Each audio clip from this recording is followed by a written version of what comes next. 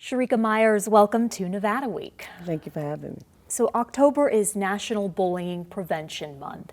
How do we prevent children from becoming bullies? We can prevent children from becoming bullied by teaching kids about empathy, the importance of having empathy for others, the importance of teaching kids that everybody is created different, but everybody is important. Everybody is created differently, but everybody is unique and special in their own way, and it's okay. And that is what your book series does, the Little Herbie series, which has a new book, Herbie's New Friend. Will you tell me how you employ that in this book? Yes, in Herbie's New Friend, Little Herbie has a speech impediment, but he meets a new friend named Reggie.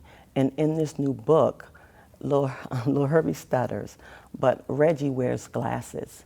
And Reggie helps Herbie realizes that even though he stutters, but he wears glasses. So Reggie wears glasses, Herbie stutters, but everybody is different. But they both are unique, and that's okay. If I'm a parent and I'm trying to get this message across to a child, would I want to perhaps point out that, hey, you have differences of your own? Yes, of course. You want your child to feel comfortable in their own skin. You want your child to be comfortable with who they are and how they are created. And let them know that, hey, that's okay, that everybody is created different. And it doesn't matter what nobody say, how they look, how long it takes them to say something, that everybody's still special. Okay, on the other side of this, how do we best help children who are being bullied? The kids that are being bullied, you want to make sure that they are talking to somebody. The first person that a child's supposed to talk to is their parent.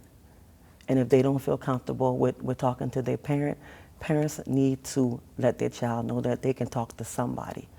Rather it be a teacher, a principal, even a police officer, somebody that they feel comfortable with talking to, but never, never hold it in.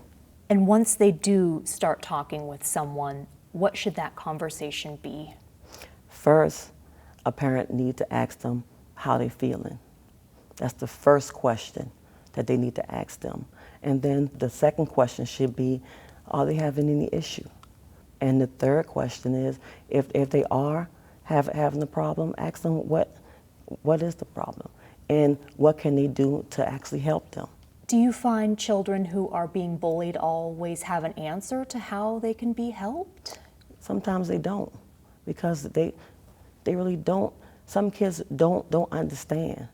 And that's why I always suggest that the earlier you explain to a child about empathy, the earlier that they'll be able to understand.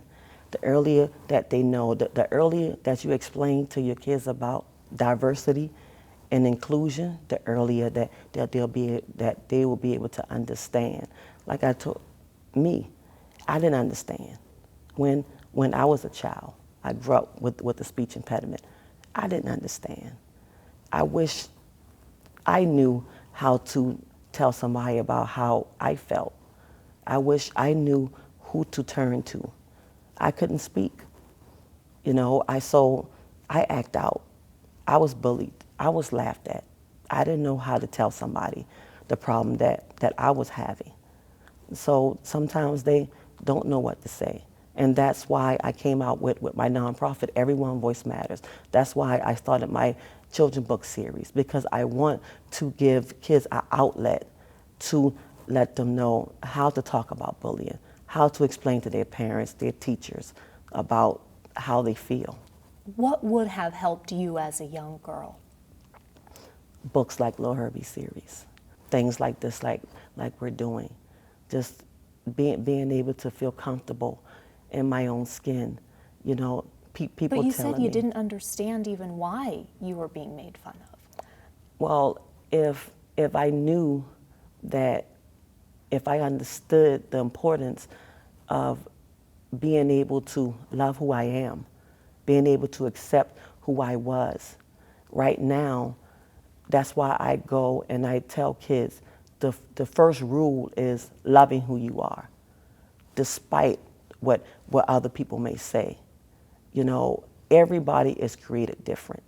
Love who you are first, and then everything else will fall in line.